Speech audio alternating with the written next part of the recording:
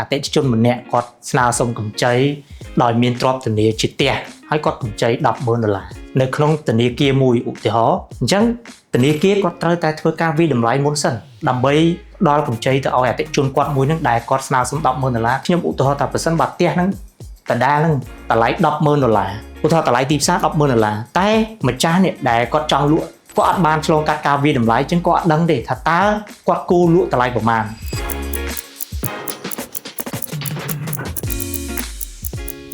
តើការវាយតម្លៃអចលនវត្ថុនឹងផ្ដល់នូវសារៈប្រយោជន៍អីគេខ្លះទៅដល់អ្នកប្រើប្រាស់ដែរបងសម្រាប់ការវិតម្លៃអចលនវត្ថុគឺមានសារៈសំខាន់ជាច្រើនសម្រាប់អ្នកប្រើប្រាស់ដូចជាទី1សម្រាប់ស្ថាប័នធនាគារឬស្ថាប័នហិរញ្ញវត្ថុខ្ញុំឧទាហរណ៍ថាប្រសិនបើអតិថិជនម្នាក់គាត់ស្នើសុំកម្ចីដោយមានទ្រព្យធនាគារជាផ្ទះហើយគាត់កម្ចី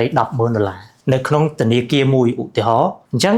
ធនាគារគាត់ត្រូវតែធ្វើការវិតម្លៃមុនសិនដើម្បីផ្ដល់កម្ចីទៅឲ្យអតិថិជនគាត់មួយហ្នឹងដែលគាត់ស្នើសុំ$10,000ថាតើអចលនទ្រព្យរបស់គាត់មួយហ្នឹងជាផ្ទះហ្នឹងតើអាចធានាថាគាត់អាចឲ្យ$10,000ហ្នឹងបានអត់អញ្ចឹងគឺត្រូវតែឆ្លងកាត់ការវិតម្លៃសិនអញ្ចឹងហ្នឹងទី1ទី2សម្រាប់អ្នកទិញឬអ្នកលក់អញ្ចឹងសម្រាប់អ្នកទិញអ្នកលក់ការវិតម្លៃគឺមានសារៈសំខាន់ដូចគ្នាមានសារៈសំខាន់បែបម៉េចឧទាហរណ៍តម្លៃទីផ្សារ$10,000តែម្ចាស់នេះដែលគាត់ចង់លក់គាត់អត់បានឆ្លងកាត់ការវិតម្លៃអញ្ចឹងគាត់អត់ដឹងទេថាតើគាត់គូលក់តម្លៃប្រមាណអញ្ចឹងគាត់អាចលក់តម្លៃ$70,000 $80,000ឬមួយក៏គាត់លក់តម្លៃលើហ្នឹងគាត់លក់តម្លៃ$70,000 $80,000គាត់នឹងខាតប្រសិនបើគាត់មិនទាន់បានធ្វើការវិតម្លៃតែប្រសិនបើគាត់លក់តម្លៃលើហ្នឹងគឺគាត់ពិបាកក្នុងការលក់គឺលក់អត់ចេញដូចគ្នាសម្រាប់អ្នកទិញដើម្បីឲ្យគាត់ច្បាស់ថាតើគាត់គូតែទិញតម្លៃប្រមាណអចលនទ្រព្យមួយហ្នឹងឬមួយក៏ផ្ទះមួយហ្នឹងអញ្ចឹងគាត់ត្រូវតែប្រើប្រាស់សេវាកម្មវិតម្លៃត្រូវតែឆ្លងកាត់អ្នកជំនាញធ្វើការវិតម្លៃជាមុនសិនដើម្បីធានាថាអ្វីដែលគាត់ទិញហ្នឹងមិនថ្លៃជាងទីផ្សារពេកឬមួយក៏សមរម្យទៅតាមទីផ្សារសម្រាប់ម្ចាស់អចលនវត្ថុដូចគ្នាបើខ្ញុំឬមួយក៏បងប្អូនដែលជាម្ចាស់អចលនវត្ថុគឺចង់ដឹងបច្ចុប្បន្នភាពនៃតម្លៃអចលនវត្ថុរបស់ខ្លួនឯងជាផ្ទះក្តីជាអ្វីជាដីទទេក្តីជាឃ្លាំងក្តីហ្នឹងតើបច្ចុប្បន្នមានតម្លៃប្រមាណស្រួលក្នុងការយកទៅប្រើប្រាស់ក្នុងគោលបំណងផ្សេងៗដែលគាត់ចង់ទាំងបង់ពន្ធទាំងលក់ទាំងជួលទាំងវិនិយោគទាំងដាក់បញ្ចាំនេះសម្រាប់ម្ចាស់អចលនវត្ថុគឺមានសារៈសំខាន់ខ្លាំងណាស់មួយទៀតសម្រាប់ការបែងចែកទ្រព្យសម្បត្តិនិងបណ្ដឹងផ្លូវច្បាប់អញ្ចឹងសួរថាតើវាមានសារៈសំខាន់អ្វីនៅពេលដែលមានការបែងចែកទ្រព្យសម្បត្តិប្រសិនបើទ្រព្យសម្បត្តិយើងតិចតួចវាមិនថ្មីទេប៉ុន្តែចុះឧទាហរណ៍ថា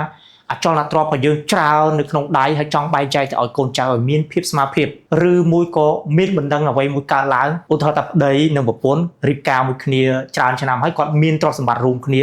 ជាដីឬជាផ្ទះជាឃ្លាំងឬមួយក៏ជាអ្វីផ្សេងៗហើយច្រើនគាត់ចង់បែងចែកគ្នាដើម្បីឲ្យមានភាពស្មារតីគឺត្រូវតែឆ្លងកាត់ការវិតម្លៃអញ្ចឹងការវិតម្លៃគឺមានសារៈសំខាន់ណាស់ដើម្បីឲ្យគាត់ដឹងថាតើគូតែបែងចែកមិនឲ្យវាមានភាពស្មើគ្នាខ្ញុំឧទាហរណ៍ថាគាត់មាន10ទីតាំងហើយទីតាំងទាំងអស់ហ្នឹងគឺផ្សេងៗគ្នាមានទាំងនៅបណ្ដាខេត្តទាំងនៅរាជធានីភ្នំពេញមានគ្រប់កន្លែងអញ្ចឹងសួរថាគាត់បើមិនបានធ្វើការឆ្លងកាត់ការវិតម្លៃទេគាត់មិនអាចកំណត់តម្លៃឬមួយក៏គាត់មិនអាចធ្វើការបែងចែកឲ្យមានភាពស្មើភាពបានទេនេះហើយគឺជាសារៈសំខាន់ក្នុងការវិតម្លៃអចលនវត្ថុសម្រាប់បណ្ដឹងផ្លូវច្បាប់ខ្ញុំឧទាហរណ៍ថាប្រសិនបើអតិថិជនគាត់មានកំហុសទៅលើកម្ចីរបស់គាត់ឬមួយក៏គាត់មានទំនាស់គ្នាអីផ្សេងអញ្ចឹងបណ្ដឹងផ្លូវច្បាប់គឺសំខាន់ណាស់សម្រាប់កាត់ក្តីថាគូតាលក់មិនគូតាបែងចែកមិនគូតាធ្វើមិនដើម្បីឲ្យសមស្របទៅតាមតម្លៃទីផ្សារនៅពេលដែលតុលាការឯករាជ្យគាត់ចង់បានរបាយការណ៍វិតម្លៃពីអ្នកជំនាញវិតម្លៃអចលនវត្ថុដើម្បីយកទៅធ្វើការកាត់ក្តីដោះស្រាយតាមផ្លូវច្បាប់នេះហើយគឺជាសារៈសំខាន់សម្រាប់អ្នកប្រើប្រាស់ដែលគាត់ត្រូវតែប្រើប្រាស់ក្នុងការវិតម្លៃសរុបមកការវិតម្លៃអចលនវត្ថុមិនគ្រាន់តែជាការកំណត់តម្លៃរបស់អចលនវត្ថុនោះទេប៉ុន្តែវាជារបាយការណ៍ដ៏សំខាន់មួយដើម្បីធានានៃភាពជឿទុកចិត្តនៅលើទីផ្សារនិងធានានៃយុត្តិធម៌ផ្នែកហិរញ្ញវត្ថុសម្រាប់អ្នកប្រើប្រាស់ដែលពាក់ព័ន្ធផ្សេងៗផងដែរខ្ញុំចង់សួរបន្ថែមទៀតថាកន្លងមកហ្នឹងនរណាគេខ្លះឬក៏ស្ថាប័នណាខ្លះដែលគាត់ចាំបាច់ប្រើប្រាស់សេវាកម្មវាយតម្លៃហ្នឹងអញ្ចឹងបងជាទូទៅអ្នកដែលចាំបាច់ប្រើប្រាស់នៅសេវាកម្មវិតម្លៃអចលនវត្ថុមិនខុសអ្វីពីការរៀបរាប់ពីខាងដើមរបស់ខ្ញុំទេគឺមានដូចជាស្ថាប័នធនាគារគ្រឹះស្ថានហិរញ្ញវត្ថុអ្នកទិញអ្នកលក់ម្ចាស់អចលនវត្ថុ តឡាការឬអ្នកដែលមានវិវាទអញ្ចឹងពួកគាត់គឺចាំបាច់មែនទែនក្នុងការប្រើប្រាស់នៅសេវាកម្មវិទ្យាល័យមុននឹងសម្រេចចិត្តធ្វើអ្វីមួយអញ្ចឹងទៅតាមគោលបំណងទៅតាមភាពចាំបាច់ទៅតាមការប្រើប្រាស់របស់ពួកគាត់រៀងៗខ្លួនអញ្ចឹងហើយបានជាការវិទ្យាល័យគឺមានសារៈសំខាន់សម្រាប់ពួកគាត់មែនទែនអញ្ចឹងពួកគាត់គឺត្រូវតែប្រើប្រាស់នៅសេវាកម្មវិទ្យាល័យហ្នឹងហើយ